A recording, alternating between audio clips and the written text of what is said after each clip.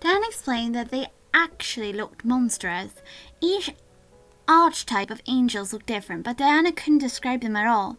The one that stood the most to me was the seraph. She described it as a mysterious creature that hid behind 3 large pairs of wings. What if the seraphim did look human? Well, anyone who has met a seraphim and tried to find out has not lived to spill the secret. I gulped. It was scary to hear that for some reason. Angels were strict and were not as forgiving as many claimed. According to Diana, they had a love-hate relationship with humans, but they didn't try to dominate us.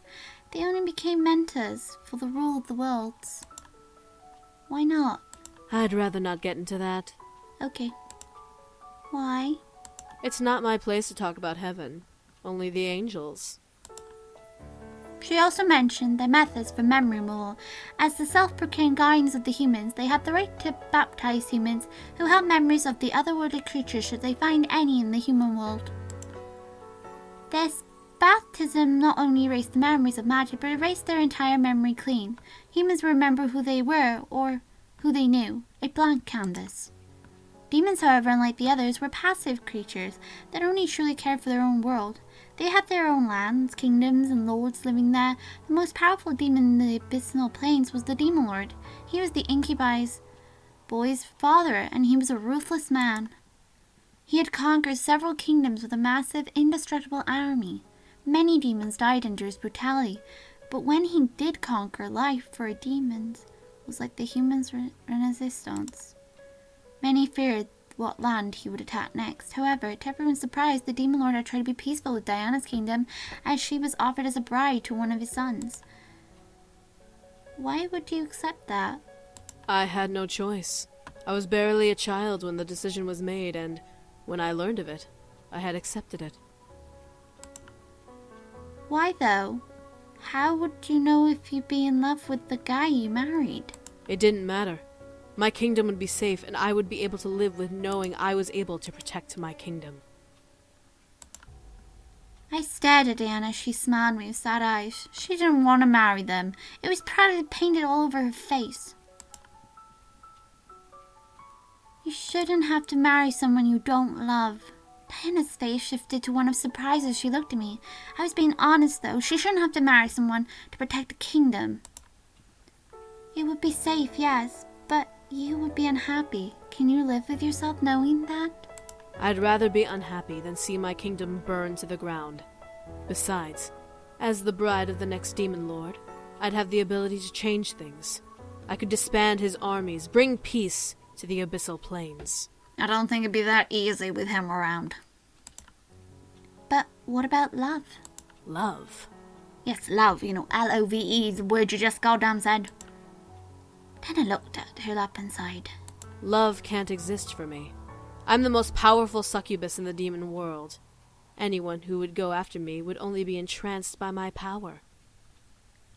Oh, so that's why you totally believe your powers are that powerful that anybody that goes near you doesn't love you for you, but they love you because of your goddamn powers is affecting them.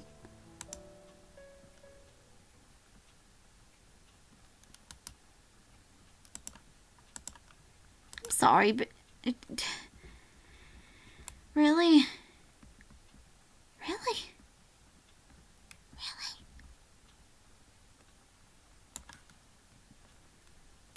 I don't think so. I'm not. Then a chuckle made me blush a bit. I was being honest, and here she was laughing at my words again. You're a human, dear. You can't know when I'm using my powers or not. I could be using them now, making you interested in me to trust me. But you're not, are you? Dana then silenced herself. She stared at me, knowing that her silence would give me my answers. I smirked at her. You like me. What? You like me. You definitely like me. I do not. I'm merely fulfilling my end of the deal. Uh-huh. I felt like a tease. She was being nice to me and wasn't using her powers on me because she liked me. It was too obvious. You like me. You like me. You like... Oh! What I didn't expect was her taking my hand and forcing me close to her. A mere inch separated our lips, but Diana stared in my soul made my mind go blank. I barely remembered what I was saying. Dana remained holding me. I didn't bite. She stared at my soul and I allowed it. I was concerned, at the same time, I was intrigued. Dana was indeed a beautiful woman. Seeing her close up made my face turn slightly red in embarrassment. At one moment, she could lean in and kiss me, maybe even take my energy. However, she didn't. You are interesting for a human. Uh-huh. At least I'm not lying. She then released me and stared at me, watching as I stared back at her with a red face. Did I like her? I shook my head. No way, that was impossible. We were just in a business deal, nothing more. Liar. Is there anything else you wanted to know? I stared at her as I thought. Was there anything else I wanted to know? My memories were forfeited in the end, so everything was up for grabs.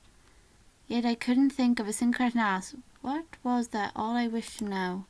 No, there was nothing else I needed to know. I felt satisfied. No, that should be all. I understand.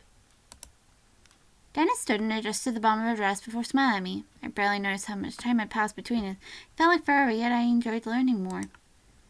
I felt bad that I had to lose my memories. However, that was the deal, and according to Diana, demons never go back on their words. Well, if you don't mind, there's one place I need to visit, and I'd rather visit it now than after I take your memories. I'll be gone from the area for quite a while, anyway. Where do you need to go? A cemetery. There's something I need to do there. It's boring, sadly, but I need to do it. You need to come with so I can watch you. Why did she need to go to a cemetery? Did she have a human friend she needed to say goodbye to? Did she meet with another demon? Sure, let me... No need to get dressed up. It's just a brief visit. She snapped her fingers and the world melted into black. I stood and walked to be beside Diana, unsure what was happening. Why wasn't the world spinning instead? Was the spinning a trick she did? I felt myself click my teeth in irritation of that thought. Soon the world grew back its color and we were standing in a field I somehow recognized. I looked down and regretted it. At her foot, her feet, was grandfather's gravestone. It was untouched and clean when I last remember seeing it. Why were we here? Here we are. Here? I stared at Diana as she muttered a small incantation under her breath. In her hands formed a small vial with purple lilies. She gently kneeled down and placed them beside the grave. I had to pay my respects to this man. Why, were you his friend? I didn't know. My mind began to scream. Something wasn't right. Why did she know him? Why did she know he was dead? What was their relationship? What was going on? No, I wasn't a friend of his. I didn't even know him. Then why are you giving him flowers? My mind began to scream louder in my head. What was it? Why? Diana, why are you giving him flowers? You don't need to know. I highly doubt you knew this man. Yes, I do. Diana stared wide at me, a mixture of fear and surprise mixed in her eyes. My heart began to squeeze tight in my chest. Why was she looking at me like that? How do you know him? Answer my question. How? I said answer my question! I couldn't hold my voice. I needed to hear her answer, and I didn't want to hear anything else. Anything other than her answer would infatuate me. Diana looked down at the grave, letting out a small sigh. Her heart tightened. My heart tightened further. Answer me. I needed the answer. This man helped the boys come to the human world. He opened a bridge and let them through, before sealing it with a part of his life force. There was more. I knew there was more. I remained silent as she took a breath. I had come to visit their castle one day, and when they told me that the boys were gone, I became frantic. Without the contract marriage, the demon lord would have had the freedom to march on my kingdom and conquer it. I couldn't let that happen. Fair enough. So I tried to find a way here. I searched the castle during my brief visit, trying to find out where the boys went. I found it. This man left behind a small trace of his spell, small enough to be undetected by the inhabitants of the castle. Diana looked to me, a look of pain on her face that made my already pained heart feel like it was punctured by needles. Demon magic is best with consent, but takes more energy when forced. So, in a blind need, I recast the spell and used that man's life force to open the bridge once more and seal it completely when I walked through.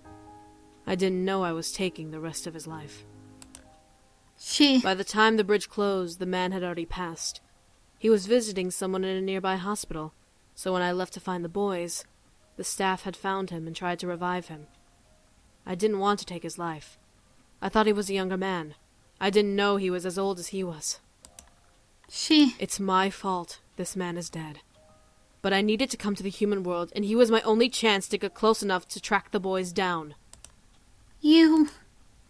Dana tensed up and stared at me. Her face was painted with regret and sadness, something not like her usual self. You killed my grandfather. Your grandfather? I needed to leave. I needed to go.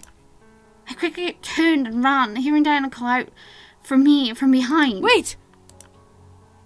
I ran. I didn't look back. I couldn't look back.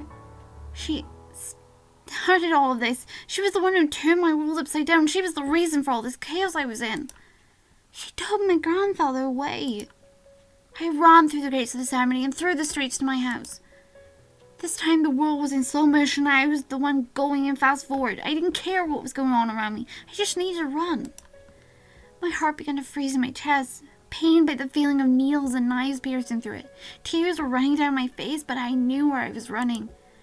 I ran through the front gates of my house and sprinted inside. I zipped up the stairs and ran into my room.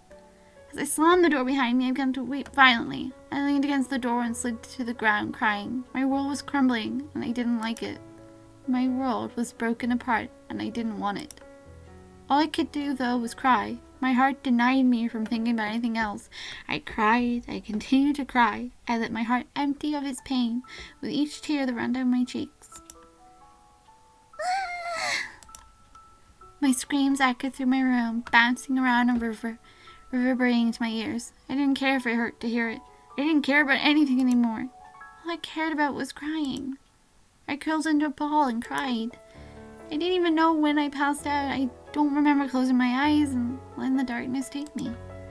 The darkness was comforting. I felt my sadness numb within it. There was no reality in the darkness to haunt me or hurt me. I wanted to stay within it forever. However, my body forced me to open my eyes. I saw the room focus around me and I realized that I was staring at the ceiling. So we got to find out. Diana killed the grandfather when she forcefully came through the portal using his energy.